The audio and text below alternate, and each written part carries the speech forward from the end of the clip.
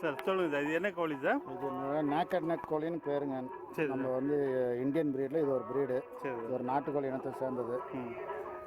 இது வந்து சாவல்னது. இது சாவல்.